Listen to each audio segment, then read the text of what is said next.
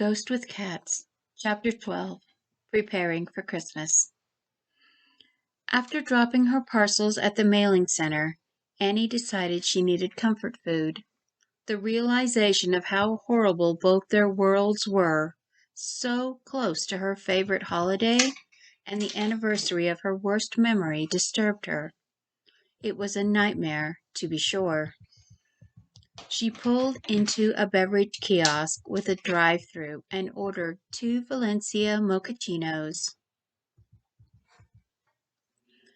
and warm ginger snap cookies. They drove through town, enjoying their snacks. She just didn't know what to say. In her mind, she compared the two worlds, as she once compared countries and cultures. The Eloh way of life was so alien to everything she ever studied or even imagined. An entire world living without love, without hope. It seemed like hell. So, True thought the key to fix your culture and save your people was this lat thing connected to the Pandora frequency, but you don't know what it is. No, Tall was not fond of coffee, but combined with the flavors of chocolate and orange and the spicy cookies, it was a pleasant treat. He did not mind that Annie made this choice for him. After they talked about his brother and his people all afternoon, neither knew what True was looking for. There is not enough information as to what True meant by the lost light, or where on your world it could be. Annie sighed. The Pandora frequency has been used in several places around the world to try to generate energy and resulted in disasters on grand scales in all but 2 of the places. Annie didn't add that in those 2 places it was only because Annie stopped both of those disasters. Sipping her coffee, she explained further. Pandora uses magnetic resonance to vibrate metallic ions to create energy. My mother once said it basically was singing the power out of them, like a siren song. But it is highly unstable, ergo fatal, as it changed the very forms of matter while the energy was being released. The harmonics become self-amplifying, even with the cross harmonics to dampen them, and it could not be contained, often spreading to the metallic ore veins in the earth, causing massive earthquakes, or to the metallic ions in seawater, causing tsunamis, or just exploding violently. Why would your people seek to harness such a dangerous thing? Tall was truly perplexed. Because we are outstretching our traditional energy sources and money? Pandora contained would be worth a lot of money. Governments around her world had tried and failed to harness Pandora for decades. Her mother's analogy of the siren's song fit what Tall's people called the energy, the song of destruction. He glanced at her face in the darkness. She seemed to be deep in thought. Then suddenly her eyes lit up and she turned. Annie stopped at a place selling Christmas trees. She grinned at him as she climbed out. I love this time of year. Come on. Not knowing what else to do, he followed her among the rows of cut trees. Tall questioned her. I do not understand why we are buying one from here when there are many around the cabin, which Breeze could cut down. Nope, these are special, Annie insisted. She selected a blue spruce from Oregon, and soon it was tied to the top of the rover. As they drove home, she explained it was south of where Matt grew up. then revealed the media claimed Matt was shot by a gang and was in protective custody. She worried it was only a matter of time before the military showed up. When they got home, Brees and Bourne helped them carry everything into the cabin. Brees lifted Annie into the crawl space in the small attic above her room. She handed him several boxes. She left the boxes in the living room while they ate dinner. The fresh venison meat tasted delicious to the Eloh. Annie ate her cheesy rice and steamed vegetables, then left quickly.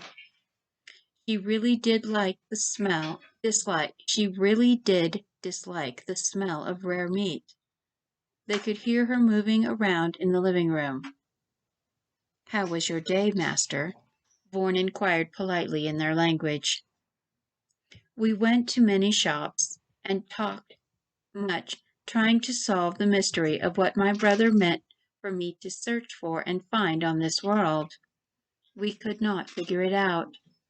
She purchased items for their winter holiday called Christmas. She seems happy preparing for it. Most of the items were sent to those they were meant for. No two items were alike. They have strange customs. We also met a former student of hers. She taught classes at a local education institution. She is much admired. Tall related the details of their day, then added, "I have come to believe this planet is infested with feline-like creatures they call cats. They are everywhere, which none of the humans seem to mind." He finished the last few bites and pushed his plate forward. "This is excellent. You have done well, Vaughan. And you, Brees. I apologize for putting you both at risk by coming to this world. It was a lapse in my judgment." Both bowed their heads in respect. "Master, we belong to you. We would follow you to the burning infernal realm if you chose to go. Perhaps the light your brother spoke of was not an actual thing, but a metaphysical learning. He was a regent," Vaughan offered. Brees peeked at Tall, so Tall said, "You may speak, pet Brees." "Brees is honored to follow Master and happy to come. Friend Matt was found and lost, but makes Brees stronger. And now Lady Annie is Brees's friend and sister and helps Brees feel that Master and Cypher Vaughan are worthy of all Brees's duty and life. Brees was not made just to die, but to live and serve with honor. Brees thanks the Master for bringing him here." He rumbled. Then the large, genetically made male got out of his chair and knelt all the way down to the floor in front of Tall. "I'm glad you are with us, pet Brees. Thank you for your service," Tall responded calmly. But he was surprised at the amount of hopelessness Brees's previous life view revealed to him. Just made to die? Did all his sword pets feel this way? What about the labor pets? Did they feel they were just made to die as well? The idea disturbed Tall. Annie's attitude toward his sword pet made him seem like a more valuable being rather than just something made to die for him. Tall intuitively knew how she would treat the labor pets as she treated Brees. How would that affect the way they saw their duties? He wondered, but his thoughts were interrupted. Annie bounced into the dining room and almost fell over Brees. She was smiling beautifully. "What are you doing on the floor, shiny head?" She teased Brees and rubbed his bald head. "Did you trip? I didn't feel an earthquake." Brees laughed, then looked at Tall, who smiled and nodded. Brees stood up with Annie holding onto his shoulders. "It's ready. Come and see." she said happily, and held out her hand to Tall. He took it as he rose, then followed as she steered Breeze into the living room. It was filled with lights and shiny things. She held onto Breeze's shoulder, laughing at his expression reflected in the mirror over the fireplace. "Do y'all like Christmas, Breeze?" she whispered in his ear. "Yes, thank you, Lady Annie. It is pretty," he said quietly. Annie dropped to the floor behind him. "You're welcome." "Lady Annie, I believe you have done an excellent job decorating for the holiday," Vaughan declared as he walked around, looking at the lights and ornaments. He spent much of his time online now, researching everything he could about this world's culture. Paul stood in the archway where she had dropped his hand, looking around at the beautifully decorated room. It appeared similar to the shops in town, but somehow more welcoming. On the table was a strange arrangement of people and animals, winged people and a star above a child. He looked down at it in shock. His brother had a paper image of this. His heart pounded. On each of the figures were letters and numbers. "Lady Annie, what is this?" Tall asked softly, trying not to betray his excitement. "Oh, that's my mother's nativity. She made it when I was born. She was born Jewish Arab, but her parents were killed in the 6 Days' War. She was adopted by a Messianic missionary and his family. Mom spent 2 years with her birth grandparents during high school. They wanted her to convert back to either Judaism or Islam, but she refused to renounce the Messiah. She was a devout Messianic Jew, and my father was a Catholic Christian. She loved Christmas most of all," Annie explained fondly. "What do these letters and numbers mean?" Paul inquired. She pulled a book off a shelf. He had seen her open it many times. She held the figure of a woman praying.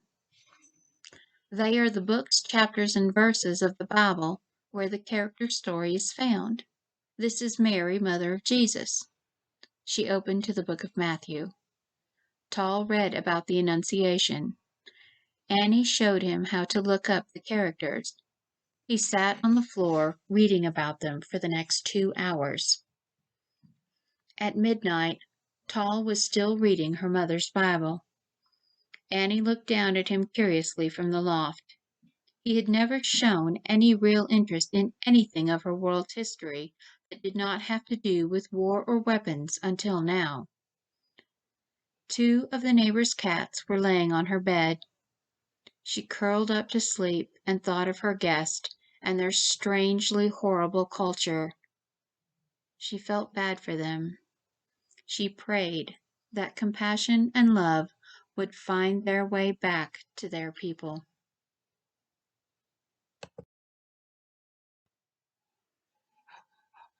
I'm pausing here for a moment to let you know this next section and the next chapter both contain trigger warnings to do with assault, battery, and kidnapping and sexual assault. So if you have been a victim or if you feel you may be triggered by this, I suggest you skip this.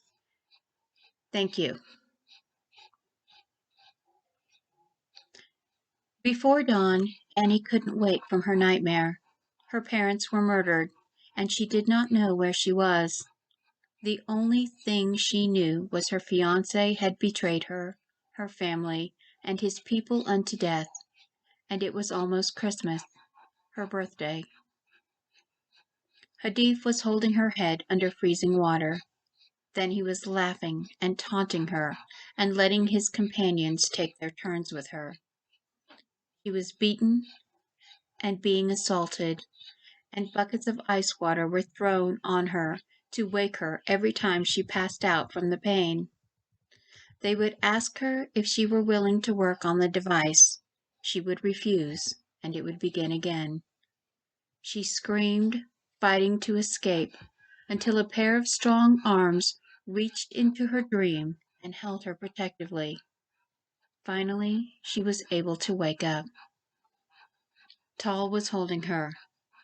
"It is safe. You are safe," he said in a calm voice.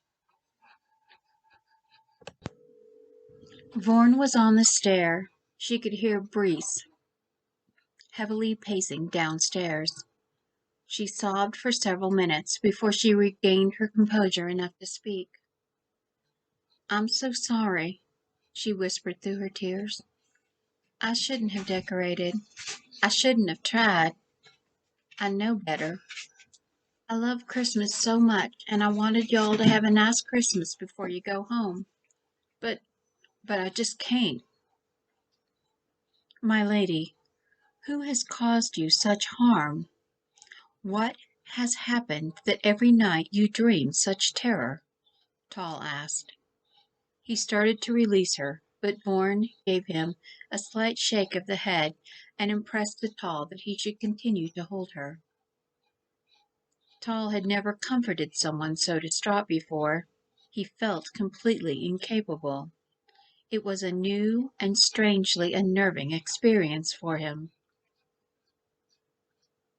"Today is the anniversary of my parents' murders, and the day my nightmare began," she apologized. "I'm so sorry. I didn't realize I've been waking y'all up with my nightmares. The doctors keep telling me I'll get over them, but I don't." She was sweating and shaking.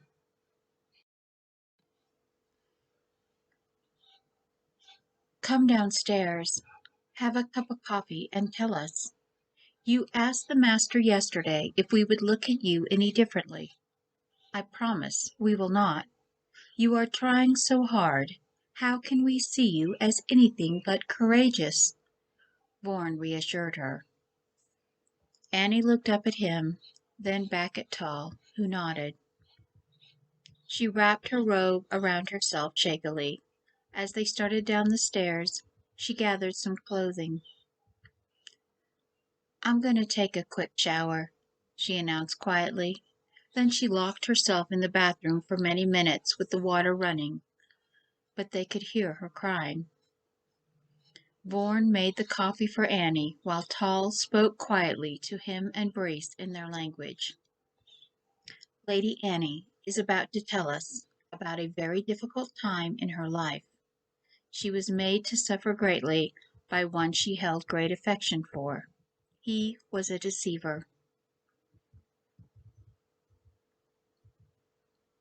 She suffered something called rape and was beaten and nearly killed. My brother, Regent True, met her during this time. I sensed she killed those who harmed her. If you do not wish to hear the details, then you may be excused, but I must know." "Master, do you know what rape is?" Vorn questioned. "It does not translate, but when she killed one of the men as she rescued us, she told him she would not allow him to do it to her. He was touching her body without her consent. I sensed it had happened to her before, from her rage and offense," Tal answered. "It is a violation of a female's body by a violent male in order to force breeding. It is flaunting the refusal of the female specifically to cause harm," Vorn explained. Breeze ground his teeth. His eyes narrowed dangerously. He spoke without permission. "This was done to Lady Annie?" Tal nodded. "I believe so, Breeze. If you cannot hear it, if you are going to rage, you must excuse yourself from hearing it. Do you understand?" Breeze frowned. His dark gray eyes closed as he thought. Breeze cannot hear. Breeze's rage is for battle. There is no battle here. priests will make firewood for Lady Annie or walk with cats.